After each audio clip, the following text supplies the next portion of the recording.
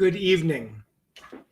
My name is Andrew Jorgensen, and it is my pleasure to welcome you to the fourth and final installment of Opera Theater's 2021 Carol L. Kimball Spotlight on Opera series.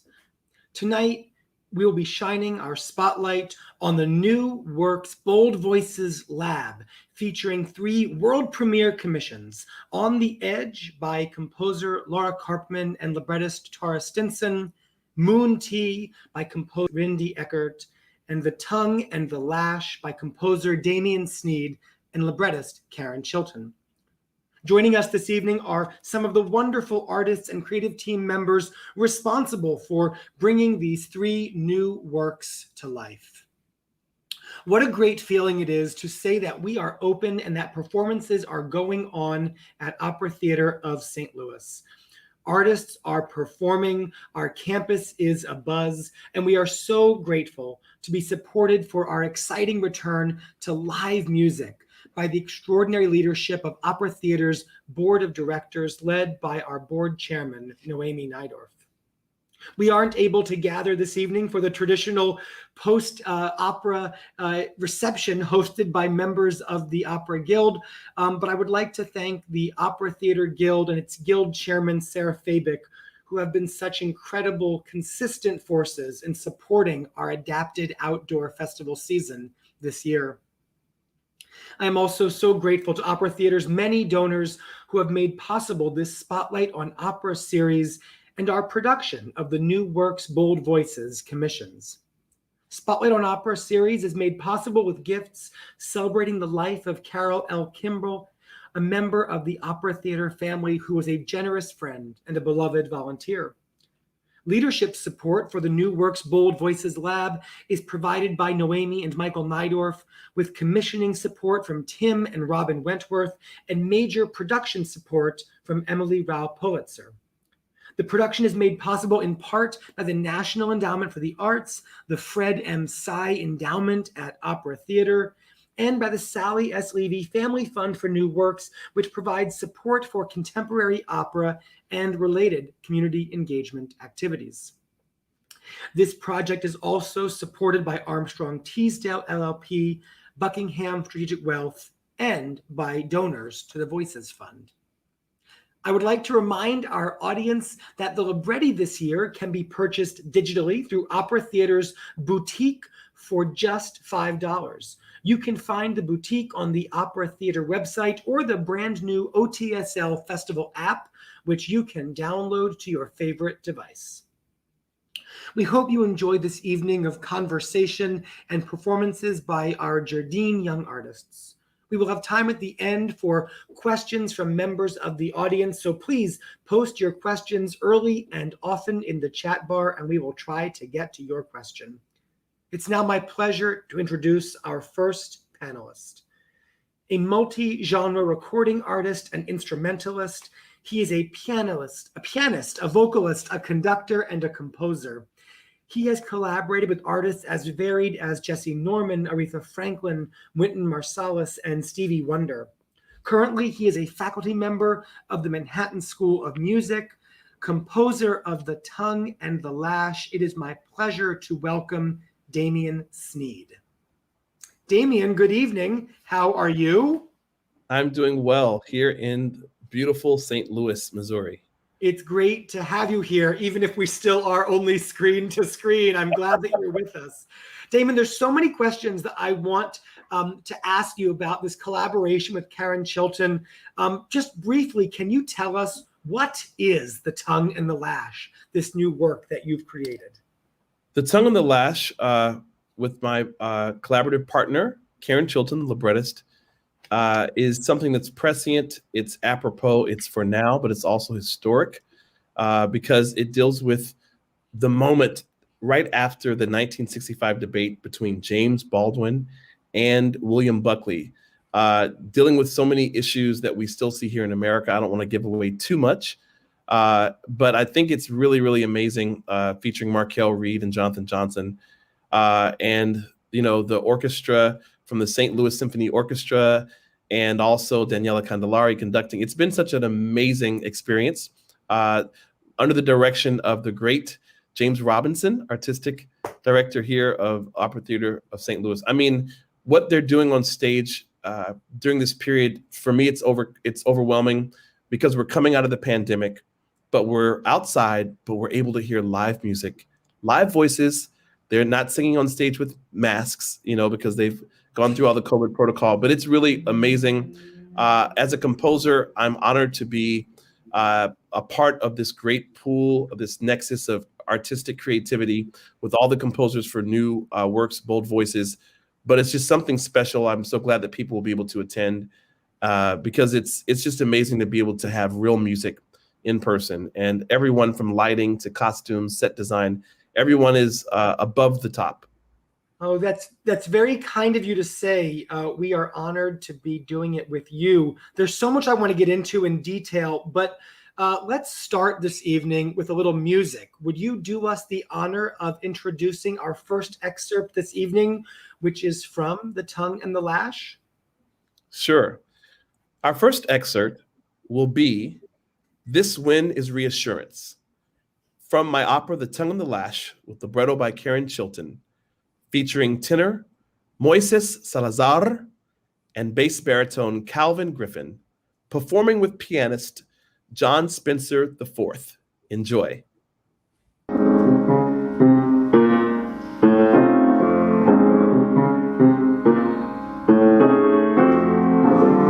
This wind is reassurance that I have made plain my case, however passionate, obstinate, perhaps. It is with humility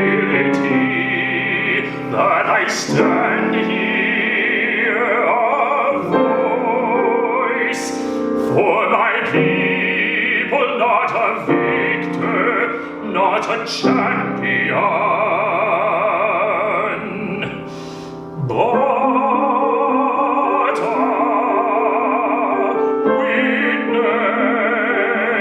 witness. For truly, what victory is there when all are suffering from injustice is laid bare? Still with thanks and gratitude for your ear, but even more for my forebears. It is their love that holds me together, that has brought me through, carried me to our day, such as this.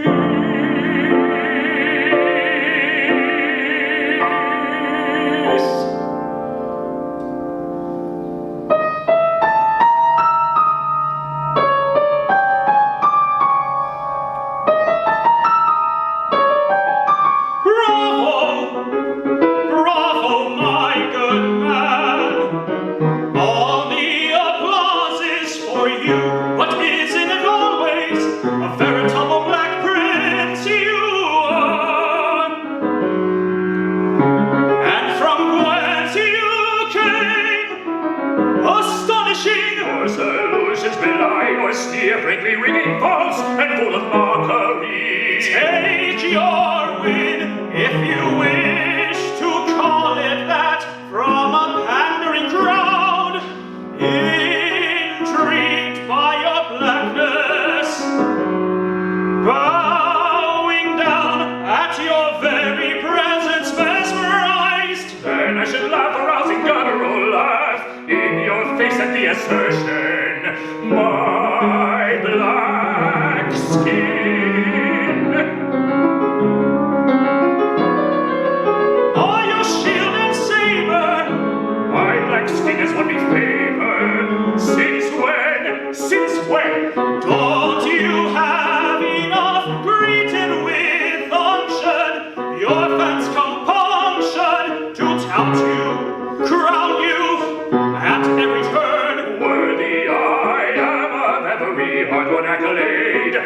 does that disturb you? Your perception reeks of envy, but why?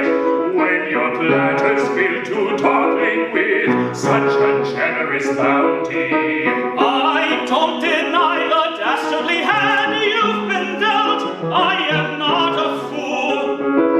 But what are your instructions? To burn it all down? Misconstrue my message purposefully. A ready victim you are when your complicity in this American travesty, however blind or deliberate, is challenged. You hold us all in contempt, filling page upon page with protestations, standing here today with you exhortations which has surely raised your station, but not your stance. Hell-bent on bitterness, surely you have another card to play. It's all sport to you, is it not? Just another joust about. So my impressions of you are true. You are not a serious man. I am a patriot, unlike you. I don't abide by this hatred you have for this country. Out of genuine concern, not venom, do I criticize America. Love is not lessened, but deepened in that by critique to extract something more just, more civilized, so that its promise is realized for us all. Forcing time and the natural human impulse to achieve an equality you simply have not heard. Made you arbiter of human balance. Despite your vehemence, progress cannot be pushed in the direction of your choosing, or at the precise hour you decide. No amount of provocation will change the fact. We, the majority, will have a say in the matter. Enough with all this chatter.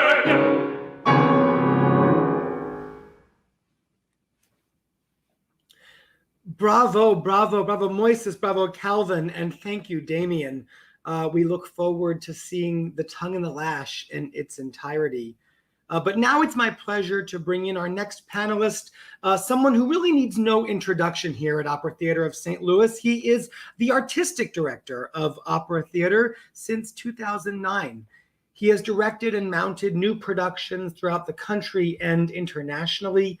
Most recently, with Opera Theater in 2019, he wore not one but three hats in leading the production of Fire Shut Up in My Bones. He was artistic director, stage director, and dramaturg. Please help me in welcoming the stage director and curator of this commission cycle and the artistic director of Opera Theater, James Robinson. Hello. Jim, good evening. Good evening, Andrew and Damian. Jim, how are you tonight? I'm great. I have a lighting rehearsal shortly, and I'm very excited. We look forward to getting you back out onto the parking lot just as soon as we get through this. But lots to talk about here. Jim, take us on the journey of where these new works, Bold Voices, this whole lab, this whole experiment, where did it come from? How did this idea come about? How did these three commissions come to be created and part of our season this year? Sure. Well, those people who are well acquainted with Opera Theater of St. Louis, and maybe those who aren't acquainted with Opera Theater of St. Louis, one of the things that has been a real hallmark of the company is our New Works Bold Voices series that has brought us several new pieces, and we've looked at some operas that haven't been done in a while. But last year, actually, when we were not having a season, Andrew, you and I were talking about what can we do to continue this series of commissions, and let's do something interesting. So the idea was to commission three composers, three teams, and to say, look, here's 20 minutes, rough, give or take, to create something. And at the time, we thought these were going to be, digital captures or streaming captures. But as our season evolved this year, and as we got to know these new works, we realized these things are just too good to try to capture digitally. Not that we wouldn't have done it well. So identifying the teams was really not that difficult. We had been wanting to work with Damian for quite a while.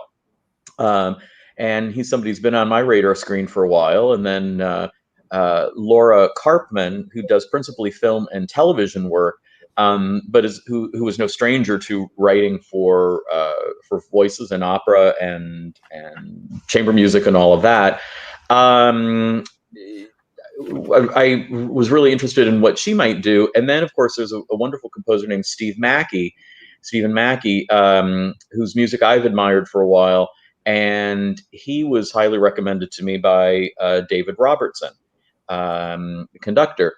So I think the only thing that I set out to, the parameters for the teams, was to say, okay, here we are in July or August of 2020. How are you feeling about the world? Could you create something that is your response to where we are in the world with issues of social justice, the pandemic, and other things, and a global event? And that was really, there was a lot of freedom given to everybody, and the only thing was you've got a handful of singers, and we have to have non-spitting instruments. So it was like no wind instruments, no brass instruments, but you can have a string quartet, two-person percussion setup, piano. I think that was about it. And what I was so excited by, immediately, these teams had a response. Laura Cartman was really interested in exploring this idea of, okay, what is it like being a parent right now? What is it like being a family? So she created her piece called On the Edge. It's in three sections. And then Damian immediately said, I'm so drawn to James Baldwin, and I'm a huge James Baldwin fan myself, and think that he is, more relevant and resonant than ever. And there was something that Damian and Karen had said about the William F. Buckley, James Baldwin debate that happened in the 60s. And they wanted to riff on that theme, which I thought was incredibly timely. And then Steve Mackey decided to write something that was a little more whimsical. And he said, well, I'm viewing this as a global event where everybody is, has come together for something. In this case, the pandemic. But he was thinking of other events in history where people, where the world came together, and he created a little fantasy piece based on the moon landing and the astronauts who went to visit the Queen and Prince Philip at Buckingham Palace. And that's where we are. A remarkably eclectic trio, and it's pretty amazing that all of this happened in 9 months, which is not, even for a short piece, a commissioning cycle people are used to. Damian, tell us a couple of things. Tell us about responding to this invitation from Jim for creation in 9 months, about responding to this limited circle of forces that you were invited to use because of the COVID restrictions at the time, and how those limitations helped you and Karen to bring this story to life. That's a pretty unusual commissioning invitation. It is. I've heard about OTSL a lot from friends, and so it was an honor to get the question from James Robinson. So I had to come up with something quickly. But the good thing is that Karen Chilton and I are I say the relationship between a composer and a librettist is like a marriage. We are able to come up with creative ideas so quickly. And so it was very easy when we both said Baldwin, and we talked with Jim. But you talked about the constraints because of COVID and the pandemic. We were still sequestered inside of our homes. I wish I could really have a larger palette to paint with, orchestrally, with winds and brass and more percussion and more strings. So that was a bit of a I guess, having to redact everything. And immediately I thought maybe it should only be for piano.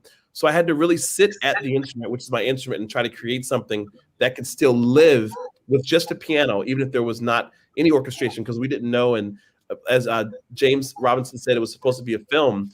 But I now, like on the back end and being here on the precipice of the premiere, the way that everything sounds, and I can't say this enough, but from my experience, this is not my first opera, but the way that the sound, the lighting, everything on stage, you will not really feel like you're in a place that is a reduced orchestral ensemble. I mean, everything sounds full. The singers are singing as if they're in a large proscenium stage seating thousands of people. The level of work that went in, because everything was shifted from being, a film to actually we had a workshop in New York, and the work that we've done here with staging and me just sitting back.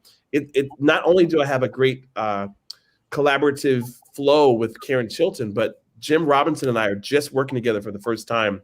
And for me, it's so overcoming and overwhelming because everything he thinks about, I'll have a little note where it's like we're thinking the same thing. I'll talk with the assistant director. Same thing with Daniela Candelari. Everything is like we're all on the same page. That doesn't happen that often, where there's a synergy with the entire creative team. And so it's been so wonderful and fulfilling. And I think it's because all of us have just had this stoppage and blockage and impedance of our creative juices flowing. And now, we're able to just create, and it's wonderful. It's phenomenal. Well, that's so exciting on so many levels. Damian, I want to dig in one level further. Mm-hmm. We just heard that fabulous excerpt, incredible music, really powerful text. Can you give us a few musical insights that we might want to listen for? How did you think about taking these two iconic voices of history and putting them to music? Anything specific that we might want to listen for when we come to the opera in the days ahead? Most definitely. My first Baldwin novel that I read was Go Tell on the Mountain. Baldwin grew up in churches. I grew up in church. So one of the arias, I particularly set it with a gospel theme, a gospel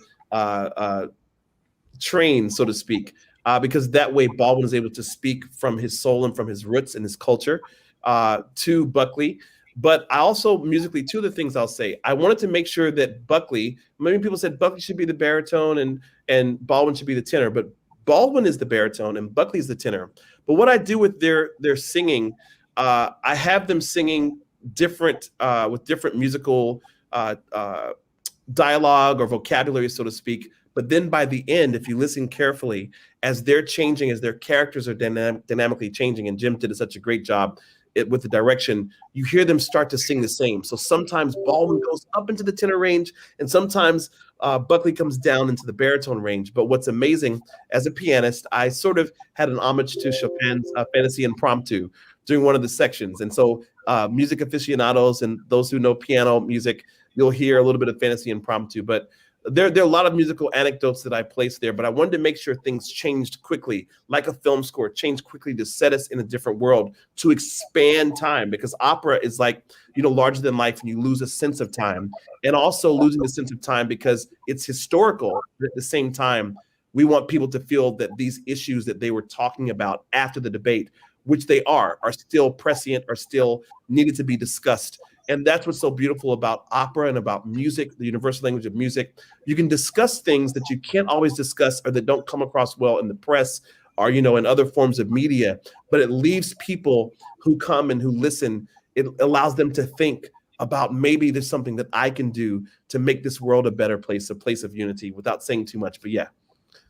I think that's pretty inspiring. And I think it's the right teaser for the amazing opera you've given us. Jim, you've directed many different commissions here and elsewhere, but I'm not sure how many times you've been asked to direct multiple commissions within the same evening, within the same stage. Tell us a little bit about curating these three works together. Just what are the logistical challenges, building a set that can accommodate these three different worlds, thinking about how they all fit together. How do you approach the challenge of commissioning these three works and curating these three works at one time?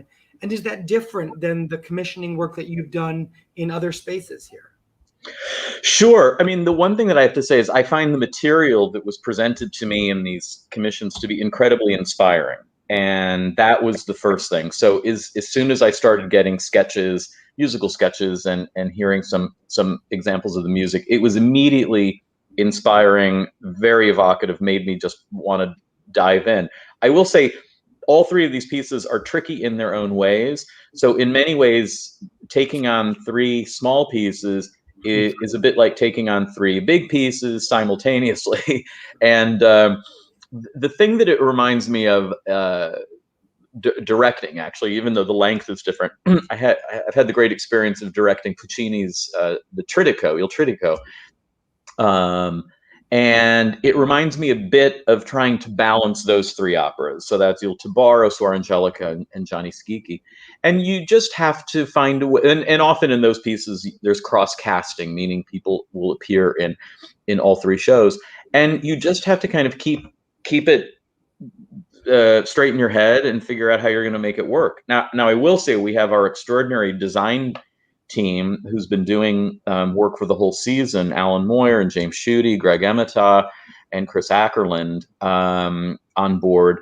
And also we put together a really wonderful ensemble of singers. I think that it's a total of 8 or 9 singers.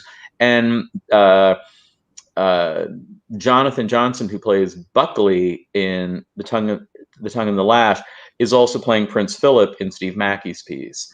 And that's been fun too, having people appear in different shows and seeing how they take on different characters. So it has been a very happy room. It's been really a joyful experience, and I'm just so thrilled to be working with Daniela Candelari again. We worked at the Manhattan School together about 5 or 6 years ago. I can't remember, but she's always struck me and has impressed me as just a first-rate musician and conductor, and just a heck of a nice person to spend time in a rehearsal room with.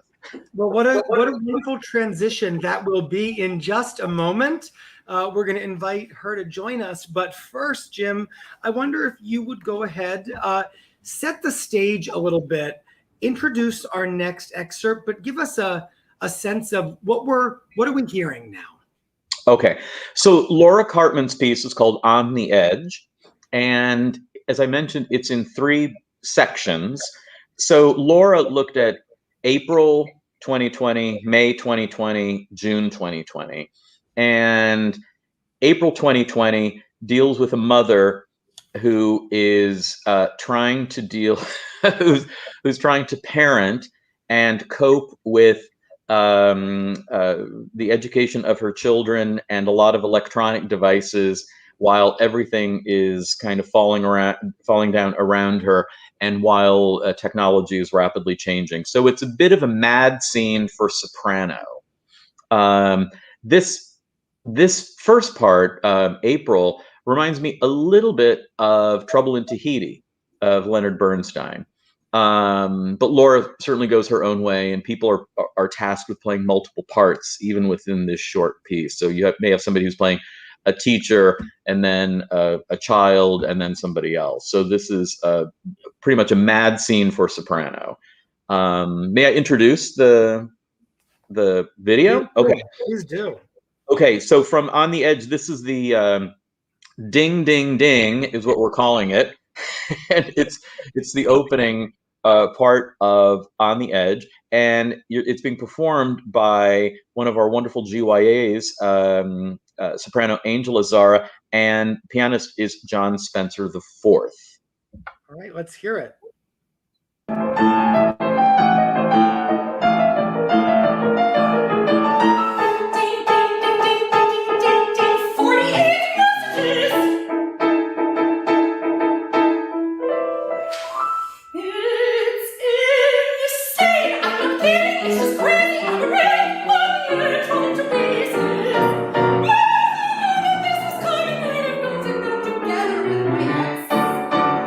All day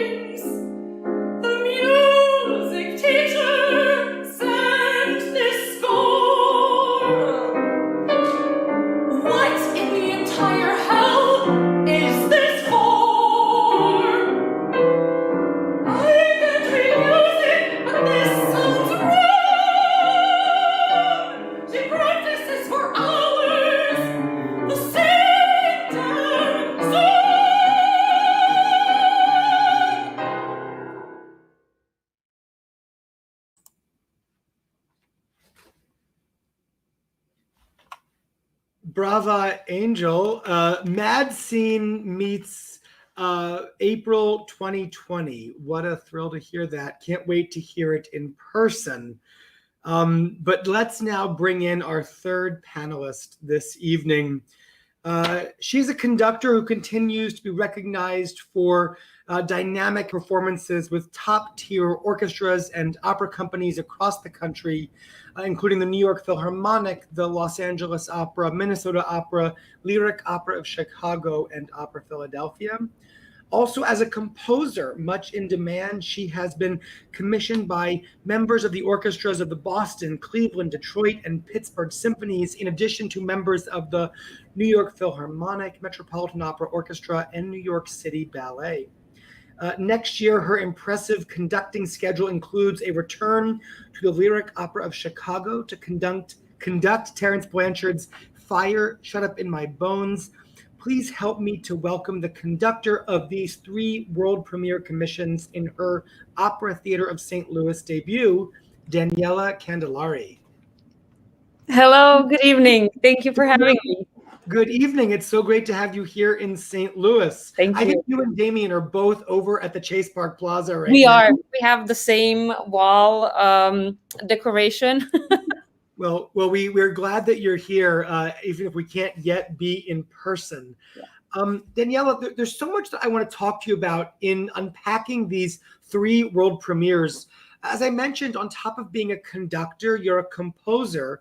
How does that influence your approach to preparing new works, to collaborating with composers, and to bringing these 3 new works to our stage? Yeah, it's I really sort of divorced my brain in those moments when I start when I'm composing and when I'm conducting. With conducting, I really view myself as a conduit for music that other people have created that we're collaborating with together. And so in terms of sort of analytical brain, I really turn that on only in the questions of what is the composer telling me? What does this music mean? How can I shape it? What sort of colors do I hear in the orchestration? What color in the voice do I hear that is going to match that? What are the important dramatical moments? So I take more of a sort of architectural approach to music in those instances when I'm applied as a conductor. But working on all 3 pieces has been such a pleasure and joy. And I mean, I feel like Damian and I have made each other cry so many times in good ways. Like, he would be touched by hearing his piece and I would just get touched that he was touched. And so it kept on sort of going back and forth. But it's been really incredible working with Damian, with Laura, and with Steve, and getting to know their musical language. I was aware of all of their names and all of their music. But then when you start communicating with living composers, you get so much more of an insight into what they're saying. I think there is a disposition in composition in that the material that we are asked to use is always the same. The manuscript paper is the same across the world.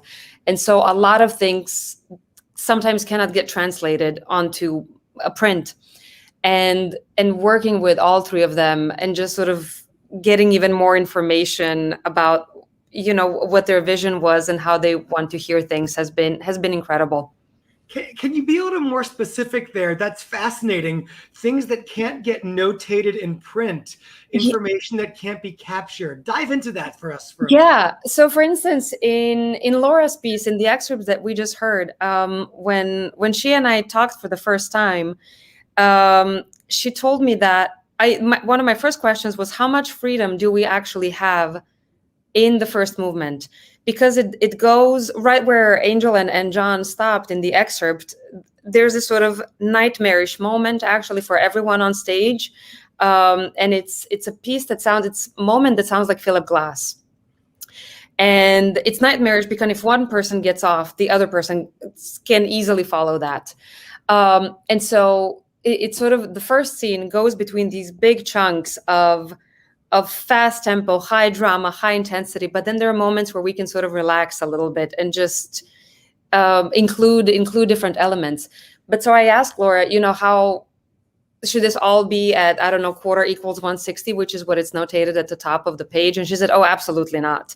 So that, for instance, is something that I think is really hard to notate unless you want to over-notate. And then the sort of improvisatory quality of music can get lost in giving too much information. So with Laura's piece, it's a piece that needs to sound like, Schumann said this about his music. My music needs to sound like improvisation. And so Laura's piece needs to sound like it was improvised right there and then by everyone on stage and in the pit. The last movement on the parking lot. On the parking lot. Yeah. The last movement is really incredibly introspective and has this meditative and reflective quality.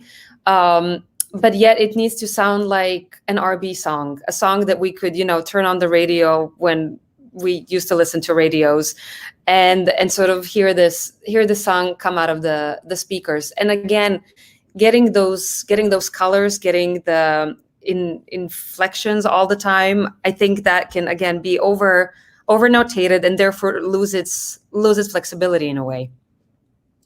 So I'm thinking about this discussion, with these wonderful three living composers, all three of whom will be with us at the world premiere on Thursday evening. It's a privilege that you don't always get when you're trying to commune with Mozart or Verdi or some of the others. I'm being a little bit glib, but from a conductor's standpoint, how is conducting a world premiere or the work of a living composer different than conducting one of the war horses of the canon? That's a really good question. I think for me, at least, there's huge responsibility in both cases. But there is even a bigger responsibility with world premieres and pieces that are seeing the light right now in our time. The responsibility being making sure that what the composers intended was really understood the correct way by the conductor, who then is the person who shares the vision with everyone, who represents composer's vision with everyone. So that's a tremendous responsibility, in my opinion. But at the same time, because of this collaborative spirit that all of the composers have, and it's been fantastic, I cannot stress this enough, working with everyone and working with James Robinson, this collaborative spirit that has been in the room, it also sort of gives this power of pioneership that, this is the first time we're doing something, and we can share this incredible music and incredible stage with audiences, and we can enrich people's lives. So it's high, how can I say, high demand, but also incredibly high reward in conducting new works and conducting world premieres. You've gotten to know these three world premieres intimately well as you've prepared them for the stage. Are there some musical highlights or particular moments from each opera that you want for us to listen for? I am actually going to take you over to my piano now. So if you hear any singing, it's our puppy. He is sleeping, but maybe he might wake up. But one thing that for all three pieces that I find really amazing, and the more I think about the details, I think it's the layering of every single piece that happens. So starting with On the Edge, which is the first piece on our program, the second movement starts with this ostinato. Is that audible, first of all? We hear you. Great. So we have piano starting with the ostinato and just basic figure, and then cello joins with the same figure. Then we have this melody. On top of that, Melody Wilson, who sings the role of Sun in this scene, she starts singing zoom, zoom, zoom, zoom, zoom. And it's sort of this like spinning wheel of music that just keeps on adding layers and layers. So then Monica Dewey, who sings the role of Mama, she joins in getting fat, fat, getting fat, fat. And so we add vibraphone. Then Mac Waltz sings the role of Mommy. She says, it goes on and on. And at that point, second violins join with harmonics. First violin, and they have this melody that keeps on bouncing back and forth.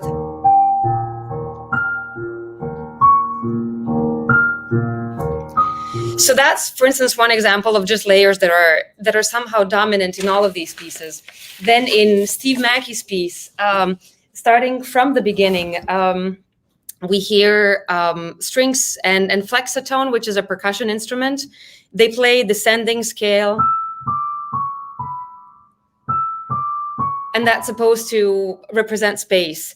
So that scale actually comes in the final movement. It's not prominent in the writing. It's not prominent in the voicing, but violin 1 has consistent glissando down the scale.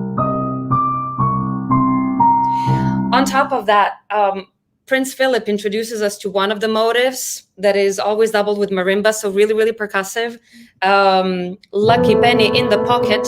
And so in the 5th scene, we get these layers and this hocket between all of the 5 voices that ends up in this fantastic culmination at the end, where all of the ensemble is singing One Small Step for a Man, a Giant Leap. And it includes all of these elements that we've heard, plus everybody is playing and singing together. One small step for a man, a giant leap. So that's another sort of development that has all of these levels of adding new material and making it all in this fantastic culminative point. Sometimes I can't speak English. And then Damian's piece, we've already heard the excerpt. But so the first phrase that we hear in the strings is ostinato.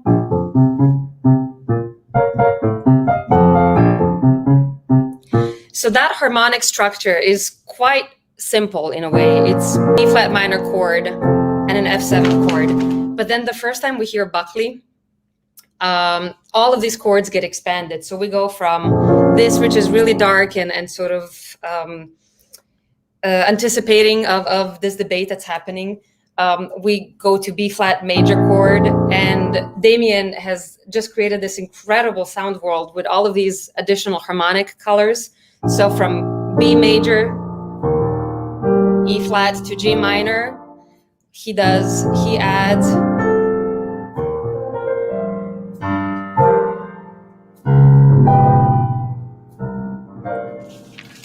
however passionate, obstinate, perhaps it is inner voice's humility that I stand here a voice for my people, not a victor, not a champion. So incredible expansion of harmonic language.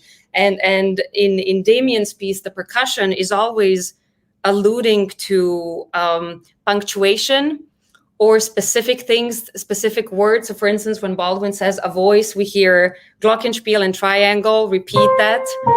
So it's a little light bulb that goes off. So for me, all of these pieces have all these incredible layers. And one thing that I also found was really interesting between the composers, and I know they didn't talk to each other, but all of them use the raised fourth as a pivotal moment musically. So raised fourth would be part of the Phrygian scale. So usually we have normal major scale. This would be. And so all three of them use that in different moments. And I just find it sort of this fantastic parallel that happened unknowingly. Unknowingly, that amazing across these 3 works to hear that. That was so fascinating.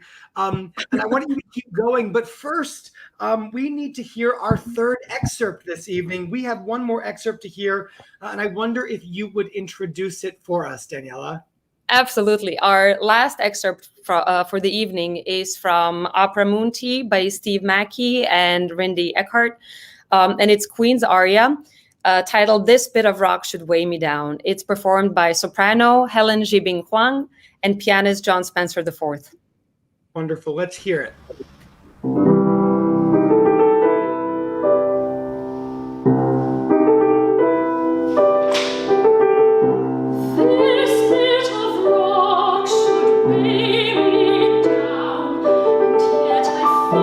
As light as air,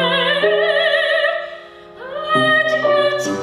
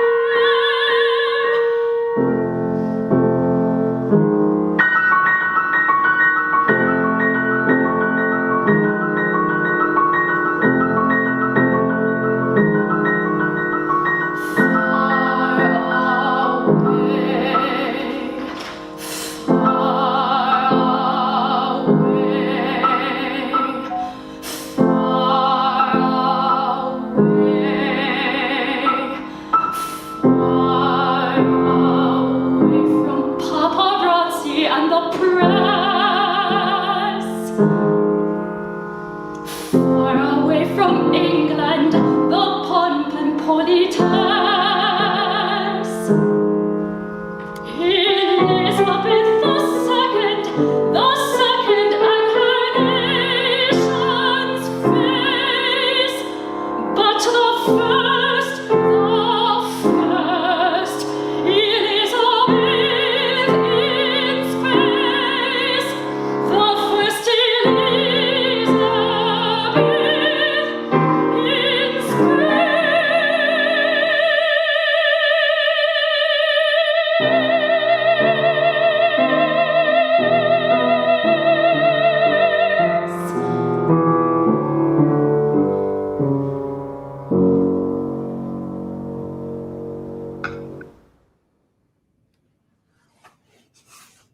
Wow, what wonderful excerpts we have heard this evening from three such wonderful, complete but small operas. I can't wait to hear them in person in the days ahead. Welcome back, my three wonderful colleagues.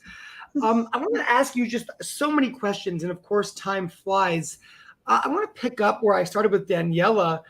All three of you have worked across genres. And all three of you have had significant training as composers. How does that influence? Daniela said she tunes it out. When she's conducting, she tries to tune out that lens of being a conductor or being a composer. Jim, you had composition training. How does that influence your work in thinking about these world premieres and in curating new work? Well, it's interesting having that skill, being trained as a composer many, many years ago and being an active musician at a time in my life, but now having transitioned to a place where I'm an interpretive artist, I guess you'd say. What I find for me, having a background in composition, it allows me to very quickly get into the heads of composers and to grasp what they're doing and to see the possibilities and to see how things are moving along, what they're trying to say, what's important, what's not so important at certain places. And that composition training has really served me well because I do so many new pieces, and it's kind of it allows me to have a bit of a shorthand with composers. So as opposed to having to try to explain something that I can't quite articulate, I have been very lucky with my training to be able to zero in on things very quickly. Damian, same question to you. Unmute and tell us how working across genres, conductor, composer, practicing musician, how does that impact your work in this space? Well, that's very interesting. I disagree with Daniela. First time we've ever disagreed. She does incorporate the composer element, and so does Jim. I think that's why the three of us have really been on the same page. For me, as the composer, I think about, because I sing as well, in also many different genres, I'm able to think about the singer. As a conductor, I'm able to think about what it's like from the conductor's point of view, and my limited study in acting and theater, in high school, the performing arts theater, it sort of informs how we formulate our execution and what we do. And I think that's why there's not just a level of respect for each person's area in playing our role, but I think that's why it cohesively works together so well, because you understand better, even with art. When you study visual art and you study sculpture, you have an appreciation for the makeup artist and the costumes and things like that, how they all work together to tell the story, how they all work together as the creative arc, I guess, so to speak. So for me, I feel so safe. As I tell them that all the time, and they smile. But when you're a composer and you get together with your librettist team that OTSL, Opera Theater of St. Louis, allowed each composer to choose a librettist, when you create a baby, when you create something that you want the world to hear and receive the way that you envisioned it, it can change depending on how the direction goes. It can change with the conductor. But I lie to you not. This process has been so serendipitous, so uncanny, because we all have been moving with the same ideas. And each person, like sometimes Daniela will step off the podium when Jim is giving notes, and we'll run quietly and whisper about each other's notes, and they're the same. And then we'll wait for Daniela to give her notes after Jim's notes, and Jim covers the same thing. And then they may say something, and Jim's like, I was thinking that everybody, we're all like so connected. And I think it's because Jim comes to the table not just being someone from the theater world or from a direction point of view, that vantage point, but he comes with the full gamut, the full knowledge as a musician, with everything in mind to see the final product. Same thing with Daniela. Makes the way sense. she just had the piano and discussed. I've got to go on. And I'm sorry about that. I could listen to you talk all day. I see Ed Parks, my dear friend, just put the same comment in the chat. Jim, I have a question from the chat. I want to quickly ask you for a quick answer to 3 operas. How did you decide what order those 3 operas would be performed in? Well, it's interesting because I think this order seemed natural to me. We also had to take into consideration a couple of the people who were cross-cast, who were doing multiple parts. Largely, it just felt like the rhythm of the evening should be what we determined it to be finally. That's, and I'm glad we made the decision because I think it's spot on. So it emerged. It emerged. With 3 pieces. Yeah. I love it. So we're getting close to the end of our time. I want to ask each of you one more question. Something that I've been asking other artists in this season as we come back to performance after such a weird year of interruption. As we reconnect with audiences, share us just in a few sentences, what was an aha moment in your journey that originally connected you to a life in opera and in music? Damian, I'm going to give you the first word here. An aha moment, I'll just say a name, Jessie Norman. That was an aha moment. Being connected with her and watching her as a little boy growing up, being from Augusta, her singing at my parents' wedding, and now being able to be in the process and create what she did so well. What a beautiful, I've heard you talk at length about that, and what an incredible experience. Jim, share us an aha moment that connected you to this extraordinary career in art that you've helped create. Way back in the day when I was in graduate school, I was house sitting for some friends in Santa Fe, New Mexico, and I needed a summer job. So I got a job as an usher at the Santa Fe Opera. And I'll never forget a performance. I had to attend almost all the performances, but it was a performance of Ariodante of Handel, and the lead was Tatiana Troianos. And it was such a transformative experience for me, and I realized that there was more to that opera thing than I had previously realized, and I wanted to be a part of it. A magical night at the Santa Fe Opera, absolutely. Daniela, we're going to give you the last word, an aha moment that awakened that passion in you for this career you're now having. I don't think it was conscious. I was about 5 years old, and I saw my first ever performance of Carmen. And I was so engrossed in the opera and the storytelling. And some of you know that my grandmother was a mezzo-soprano, and she was actually performing Carmen. And the sort of the reality of Carmen ending the way she does, and then seeing the bows happen, I sort of completely believed that opera was the real thing.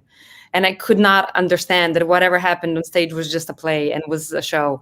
So I think I just sort of embraced it since I was 5, and I kind of grew up in an opera house. I went to every single performance I could, and that was it.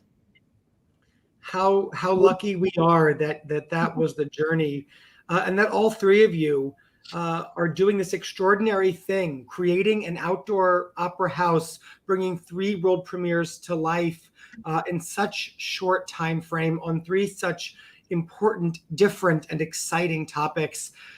This is going to be such an exciting moment for us at Opera Theater, and I'm so grateful to each of you for taking some time in a very, very busy week leading up to a dress rehearsal tomorrow night, for joining us for this conversation. Thank you so much. And thank you to all of you at home for joining us for this final installment of our digital Carol L. Kimball Spotlight on Opera series, tonight featuring the New Works Bold Voices Lab. And I want to thank very especially Leanne Alvarado, my colleague on the staff, who has been responsible for architecting and executing this transition to the digital spotlight. Leanne, I know you're listening. You have done an outstanding job, and it's been a pleasure to be Zooming with you these last weeks. Thank you for all of your work. And with that, we look forward to seeing all of you as we continue to produce live music at our outdoor festival season. We look forward to seeing you on the parking lot in the weeks ahead and to seeing you back indoors in person next year as we resume Spotlight on Opera. Thank you all and have a great evening. Thank you. Thanks.